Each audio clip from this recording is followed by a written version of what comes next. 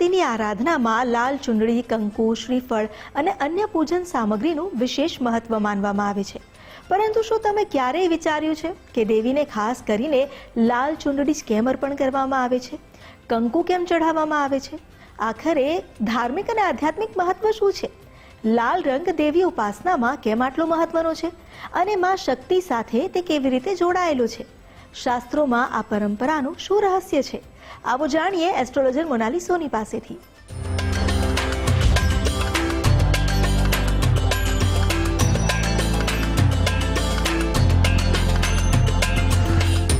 નમસ્કાર, આધ્યાત્મિક મહાશક્તિમાં હું મોનાલી સોની આપ સૌનું સ્વાગત કરું છું. આજે આપણે વાત કરી રહ્યા છીએ કુમકુમ વિશે. તમને ક્યારે મનમાં એવો વિચાર આવ્યો કે શા કારણે દેવી દેવતાઓને લાલ રંગનું કુમકુમ, લાલ રંગની ચુંદડી એટલે કે લાલ રંગ વધારે પ્રિય છે? આપણે જ્યારે પણ પૂજા કરીએ છીએ ત્યારે આપણે દેવી દેવતાઓને લાલ રંગ જ કેમ વધારે અર્પણ કરતા હોઈએ છીએ? જ્યારે કુમકુમનો રંગ લાલ કેવી રીતે છે અને આપણે સૌથી વધારે દેવી દેવતાઓને લાલ રંગ કેમ અર્પણ કરીએ છીએ? શા કારણે દેવી દેવતાઓને લાલ રંગ વધારે પ્રિય છે? જ્યારે એવું કહી શકાય કે આપણું જે લોહી છે, આપણા શરીરની અંદર રહેલું લોહી તત્વ પણ લાલ રંગનું છે. લાલ રંગ જેને મંગળનું પ્રતીક માનવામાં આવે છે. મંગળ એટલે કે દરેક ચીજ વસ્તુનું મંગળ થાય, તેવી રીતે મંગળ ગ્રહને જોવામાં આવે છે. સાથે સાથે મંગળ ગ્રહને ઉર્જા આપનારો ગ્રહ પણ કહેવામાં આવે છે. એટલે કે જ્યારે પણ તમે મંગળના ગ્રહ નિર્ધારિત લાલ રંગનો ઉપયોગ કરો છો તો તે તમારી એક ઉર્જામાં વધારો કરે છે. ઉર્જા એટલે કે ગતિ, ગતિ એટલે કે એવું કહી શકાય કે કોઈ પણ વસ્તુને આગળ વધારવી અને તેના શુભ સંકેત સ્વરૂપે લાલ રંગનો ઉપયોગ વધારે કરવામાં આવે છે. કારણ કે આપણા શરીરમાં પણ આ જે લોહી જે છે તે આપણું લાલ રંગમાં આપણા શરીરો, આપણા નસમાં વહેતું જોવા મળે છે. માટે એવું કહી શકાય કે ઉર્જાને તમે જેટલી વહેતી કરો છો તેનો રંગ પણ વધારે લાલ રંગનો હોય છે અને તે એક શુભ તત્વનું પ્રતીક પણ માનવામાં આવે છે.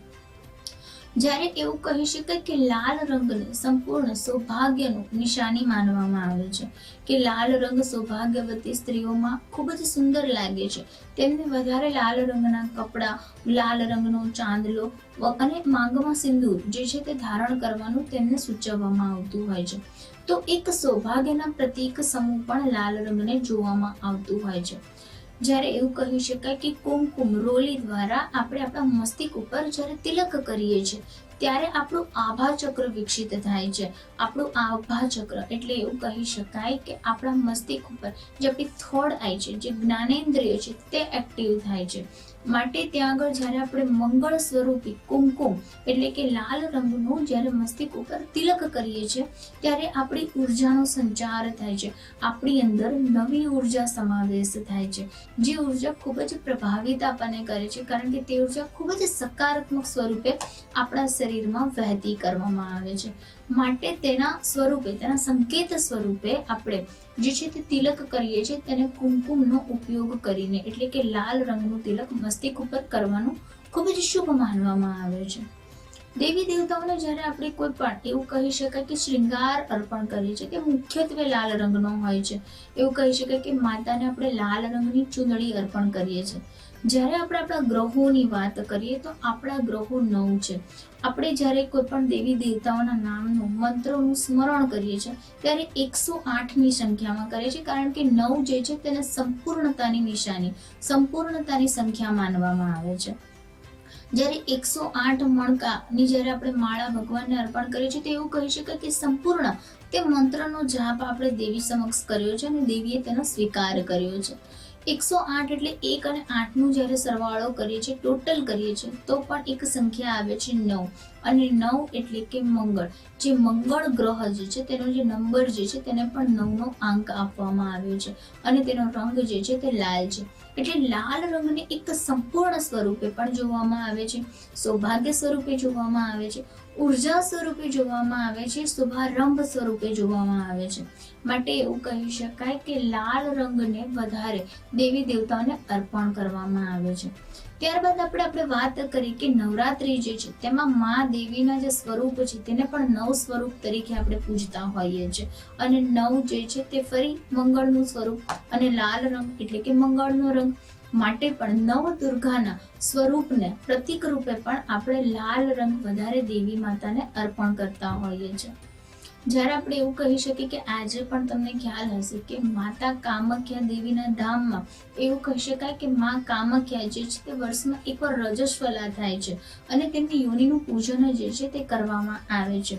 એવું કહેવાય કે રજસ્વલાનો જે રંગ જે છે તે પણ લાલ રંગનો હોય છે અને તેના દ્વારા જે એક નવી જિંદગીનો સંચાર થતો હોય છે. જેમ એક બાળક જ્યારે જન્મ લે છે ત્યારે તે માતા જે પણ ભોજન કરે છે, જે પણ તે પોતાના શરીરના વિકાસ માટે જે પણ વસ્તુઓ ગ્રહણ કરે છે, તે બધી વસ્તુઓ માતાના શરીરમાં લોહી બનીને તે બાળકના શરીરમાં પરિવર્તન થાય છે અને ત્યારબાદ તે બાળકનો વિકાસ થાય છે. તે બાળકના શરીરને આ જીવન નિર્વાહ કરવા માટે, આ શરીરના વિકાસ કરવા માટેની સંપૂર્ણ ઉર્જા પ્રાપ્ત થાય છે. માટે તમે જુઓ કે લાલ રંગ કેટલો શુભ છે. દેવી દેવતાઓને એવું કહી શકાય કે વિધિવત જ્યારે આપણે પૂજા કરીએ છીએ ત્યારે તેમને આપણે કુમકુમ અર્પણ કરીએ છીએ, લાલ રંગનો શ્રૃંગાર અર્પણ કરીએ છીએ. તો તે એક સંપૂર્ણતાના પ્રતીક સહિત આપણે દેવી દેવતાઓને અર્પણ કરતા હોઈએ છીએ. એટલે મુખ્યત્વે આપણી પૂજામાં પણ લાલ રંગનો વિશેષ રીતે ઉપયોગ કરવામાં આવે છે. લાલ રંગ જે છે તે એક ત્યાગનું પણ એવું કહી શકાય કે પ્રતીક છે, એક સાહસનું પ્રતીક છે. જેવી રીતે લાલ રંગ ઉર્જા આપે છે, તેવી રીતે ત્યાગ, સાહસ, સમર્પણની ભાવના પણ લાલ રંગને સંકેત તરીકે જોવામાં આવે છે. ધરતી માતા તેની ધરતી ઉપર પકવેલો ખોરાક જે છે તે મનુષ્ય તેને ગ્રહણ કરીને જીવન નિર્વાહ કરે છે. પોતાના શરીરને એવું કહી શકાય કે તે ઉર્જાવાન બનાવે છે, પોષણયુક્ત બનાવે છે. માટે ધરતી માતા જેમ પોતાની કોખમાં આપણને દરેક વ્યક્તિઓને, દરેક બાળકોનો સમાવેશ કરે છે, તેમની ઉર્જા આપે છે, તેમને પોષણ આપે છે. તે ધરતી માતાના માટીનો રંગ પણ ક્યાંક ને ક્યાંક લાલ રંગ છે. કે વ્યક્તિ લાલ રંગને જોવે છે ત્યારે તે ખૂબ જ ઘણો પ્રભાવિત થઈ જાય છે.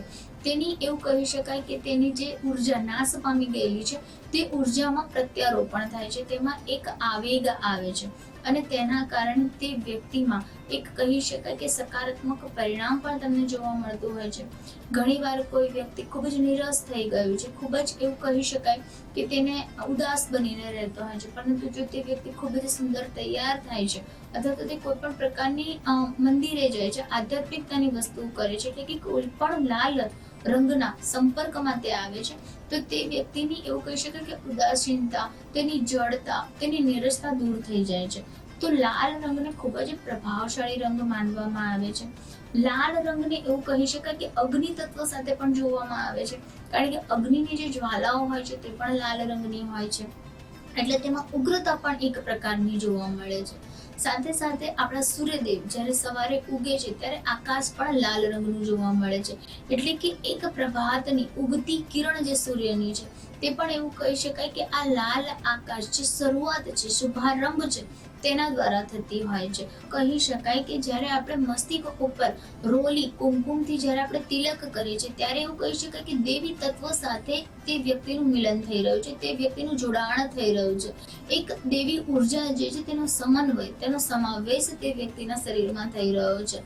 માટે જ્યારે પણ આપણે મંદિરે જઈએ છીએ ત્યારે આપણે કુમકુમથી આપણા મસ્તિષ્ક ઉપર જે છે તે તિલક કરતા હોઈએ છીએ. તો તે એક આધ્યાત્મિકતા જોડાણ સાથે પણ સરખાવવામાં આવે છે, દેવી તત્વ સાથે જોડવામાં પણ તે આપણી મદદ કરે છે અને એવું કહી શકાય કે તેના દ્વારા વ્યક્તિની અંદરની જે પણ અપવિત્રતા છે, જે પણ ગંદકી જે છે તે દૂર થઈ જાય છે અને વ્યક્તિ સકારાત્મકતાને, આધ્યાત્મિકતાને વધારે સારી રીતે સ્વીકાર કરી શકે છે. કોઈ પણ એવું કહી શકાય કે જે દીકરીઓ જે છે તે દીકરીઓને પણ એવું કહી શકાય કે નવ દુર્ગાનું, પવિત્રતાનું જે છે તે સ્વરૂપ માનવામાં આવે છે અને માટે તેમને પણ જ્યારે આપણે તિલક કરીએ છીએ, કોઈ પણ શૃંગારની વસ્તુ ભેટ કરીએ છીએ ત્યારે અચૂકથી લાલ રંગ તેમને અર્પણ કરવામાં આવે છે, કારણ કે નાની નાની દીકરીઓ પણ દેવી દુર્ગાનું પ્રતીક જ છે અને સૌભાગ્યની નિશાની પણ તેમને માનવામાં આવે છે. માટે એવું કહી શકાય કે કોઈ પણ વ્યક્તિને પોતાના જીવનમાં સુખ, સમૃદ્ધિ, સંતતિ, સૌભાગ્ય, આરોગ્ય, માન, સન્માન જોઈએ છે તો તે વ્યક્તિ માતા દેવીને લાલ રંગનો શ્રૃંગાર અર્પણ કરે છે, માતા લક્ષ્મીજીને લાલ પુષ્પ અર્પણ કરે છે. તેનું મહત્વ પણ ધાર્મિક રીતે પણ આપણા શાસ્ત્રોમાં વર્ણન કરવામાં આવ્યું છે. તો આ સાથે હું રજા લઉં છું. નમસ્કાર.